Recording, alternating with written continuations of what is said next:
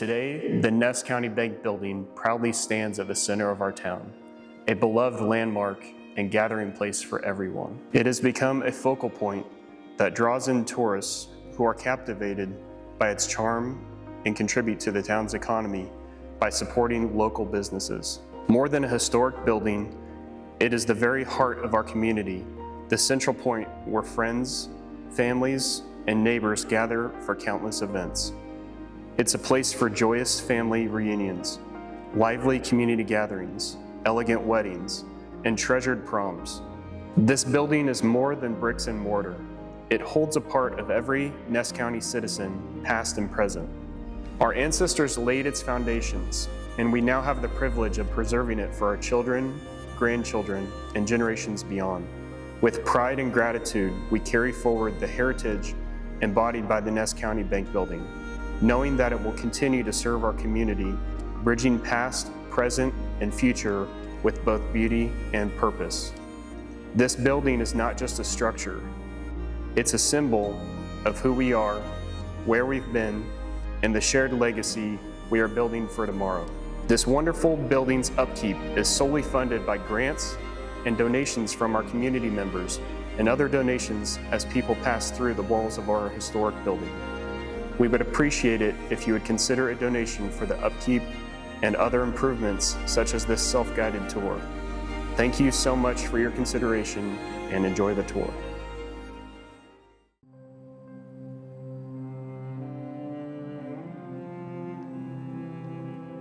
In Ness County's early days, social gatherings often centered around informal visits and picnics. The first countywide picnic occurred on July 4th, 1874 at Young's Grove, drawing nearly all county residents.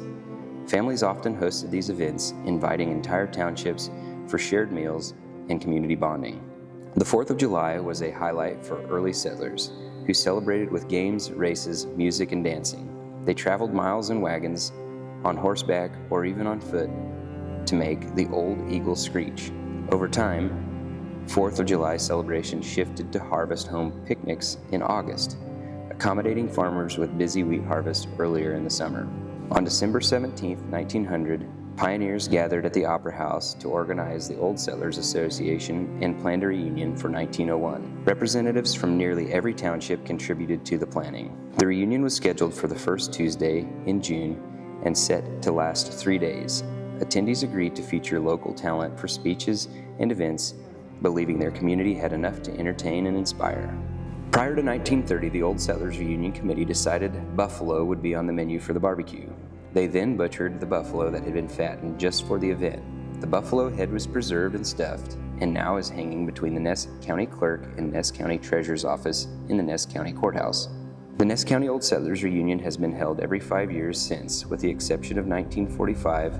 It was postponed to 1946 with the anticipation of the end of World War II.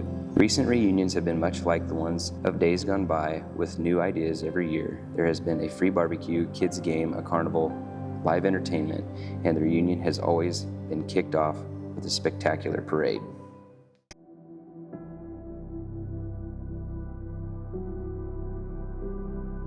The bank building has been the cornerstone of our community since 1886, serving many purposes other than just a bank. Though the bank itself operated for only about 10 years before closing, the building quickly found new life, adapting to the changing needs of Ness City and its residents.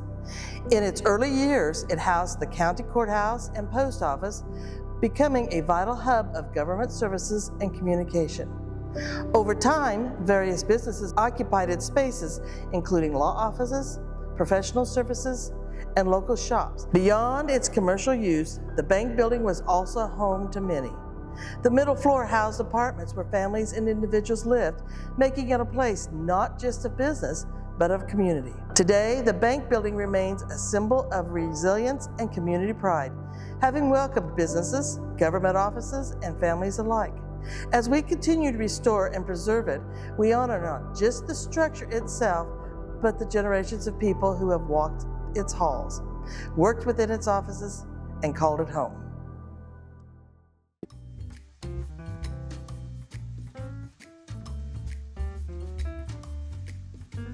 The Ness County Bank Building was designed with ambitious ideas in mind. In the late 1800s, elevators were more common in large commercial buildings in urban areas. So for a small town bank to include an elevator shaft was a bold and forward-thinking move. The shaft was built next to the staircase, and while no elevator was installed at the time, likely due to budget constraints, it later made it much easier to run electrical wiring between the floors.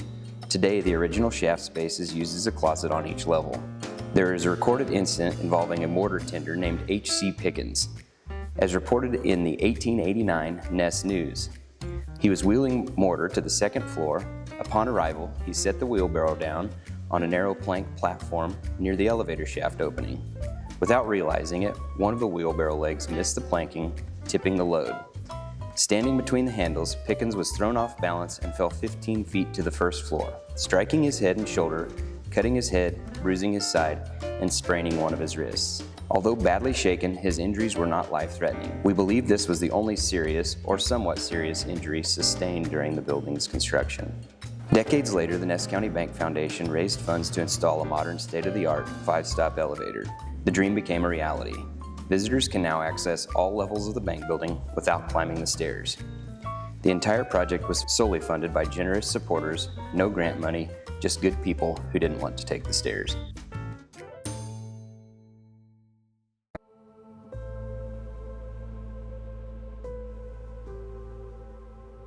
The Ness County Bank Building stands as a testament to the 19th century craftsmanship, carved from the very stone of the Kansas prairie. Construction began in 1888 and continued through 1890, with a final cost of $34,000, though some estimated claim the total reached as high as $75,000. The building was constructed from native Ness County stone with supplemental materials shipped in from Cottonwood Falls and Strong City. Measuring 48 by 50 feet, the structure boasts 3 full stories above a finished basement.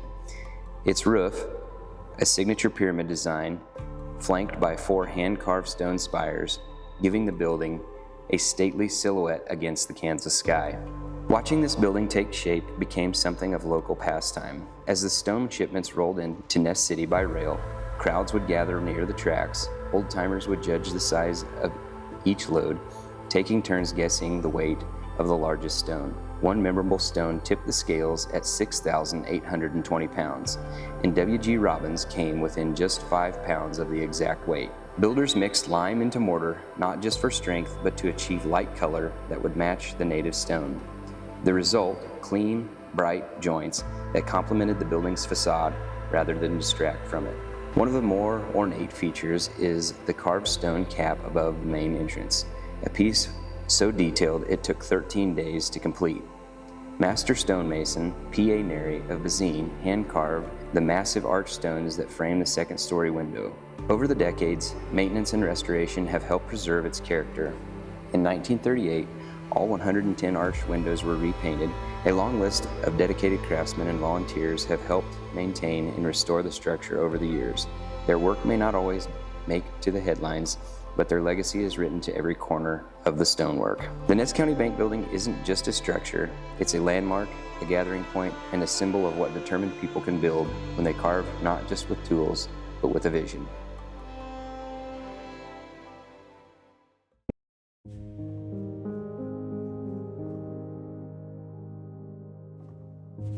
Nathan Caruth Merrill, better known as N.C. Merrill, was a visionary, entrepreneur, and a driving force behind the early development of Ness City, Kansas. After marrying Kate E. Hazen in 1880, N.C. and his wife became central figures in the social life of Ness City.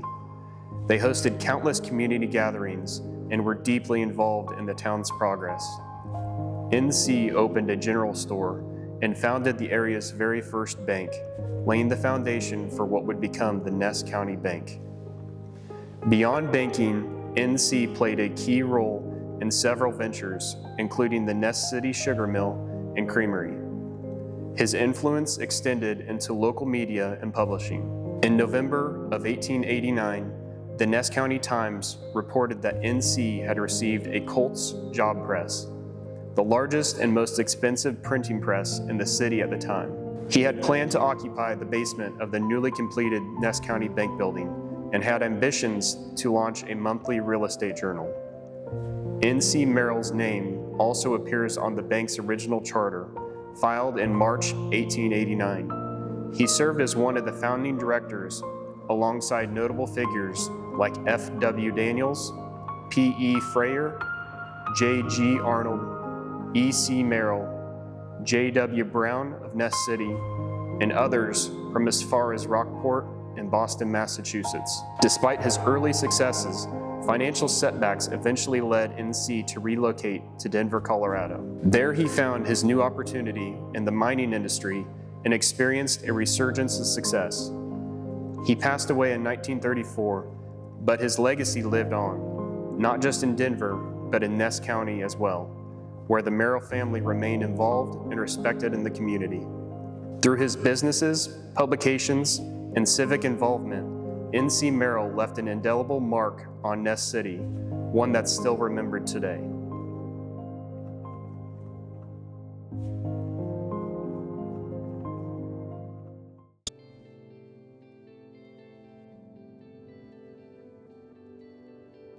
The Ness County Bank Building Foundation is steadfast in its commitment to the revitalization and preservation of this treasured landmark.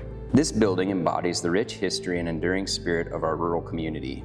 By meticulously restoring this architectural icon and fostering its role as a vibrant hub for events, gatherings, and cultural enrichment, we strive to honor the vision of those who came before us while creating a legacy for generations to come. Through dedicated stewardship and an active community engagement, we celebrate the past, elevate the present, and inspire a future where Ness County Bank Building remains a proud symbol of resilience, unity, and heritage.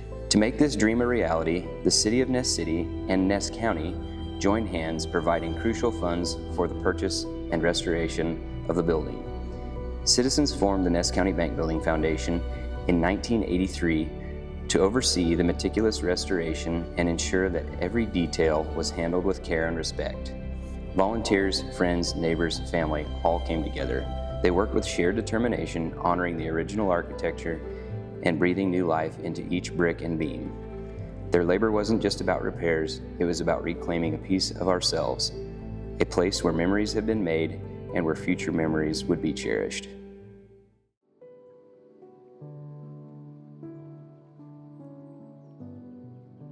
P.A. Neri was responsible for all of the stonework in the arches of the Ness County Bank Building. Pat and Susie's journey together was one of perseverance, hard work, and enduring love, marked by numerous challenges and eventual triumphs.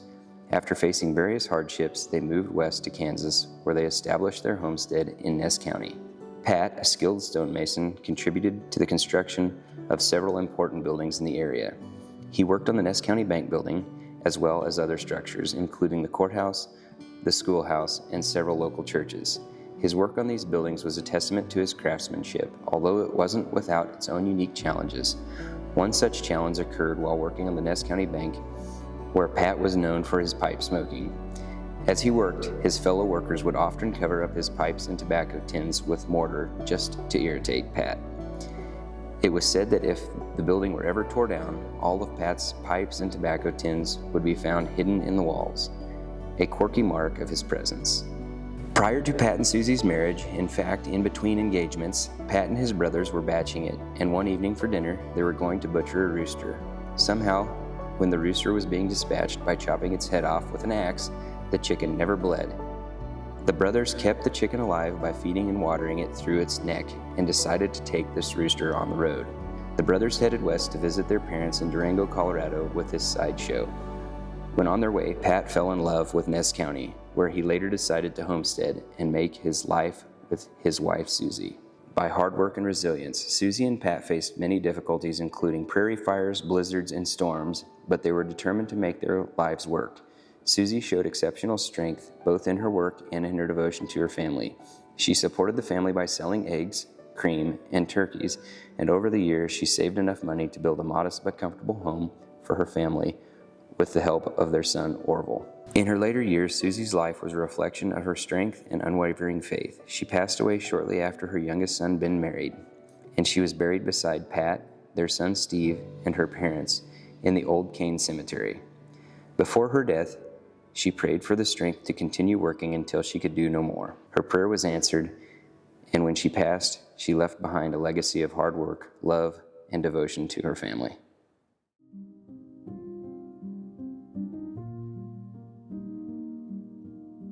The Calhoun Hotel, built in 1885 by Ross Calhoun for a total of $16,000, was a shining example of a fine hotel. Though the hotel flourished in its early years, financial struggles in the 1890s led to its decline, and Calhoun lost all its holdings. One piece of its history remains: this piano. Originally from the hotel, it later belonged to the Reed family before Lucille Reed Schultz's family donated it to the Ness County Bank Building, where it continues to be a treasured link to the past.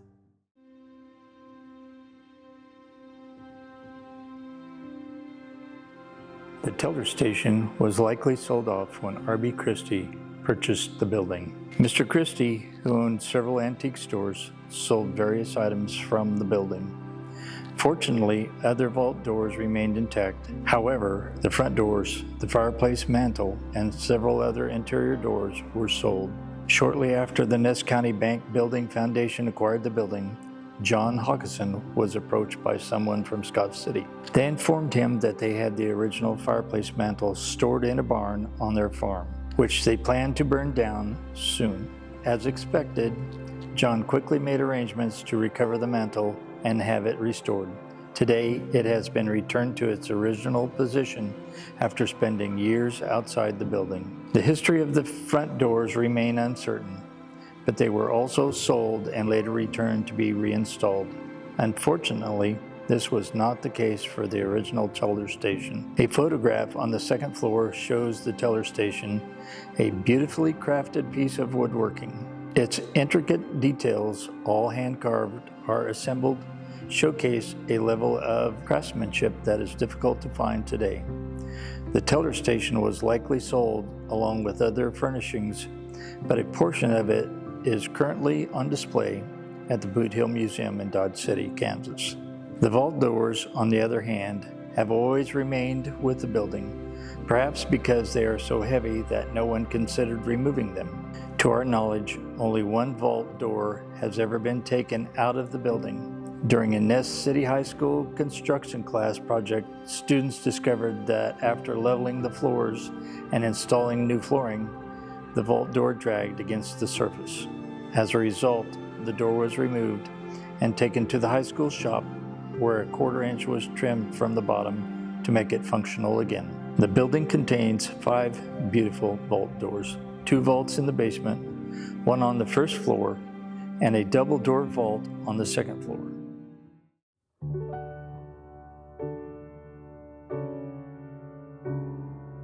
From around 1920 to the late 1970s, the Masonic Lodge met on the top floor of the Ness County Bank Building, taking over the space after Citizen State Bank closed.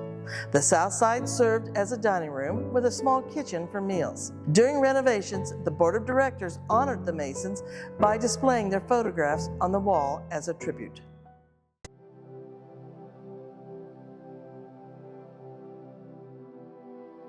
As we come to the end of our tour, we hope you have gained a deeper appreciation of the Ness County Bank Building and the important role it has played in our community's history. This stunning piece of architecture has stood as a testament to the strength, resilience, and ambition of those who built Ness County, and it is our mission to ensure it remains a part of our story for generations to come.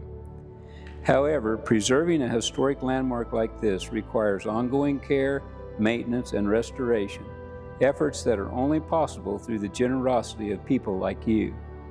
As a nonprofit organization, we rely on donations and community support to continue our work. Every contribution, no matter the size, helps us protect and restore this incredible building so that future generations can walk through these doors and experience its history just as you have today. If you would like to support our efforts, we warmly welcome and deeply appreciate any donation. Thank you for visiting and for helping us keep history alive in Ness County.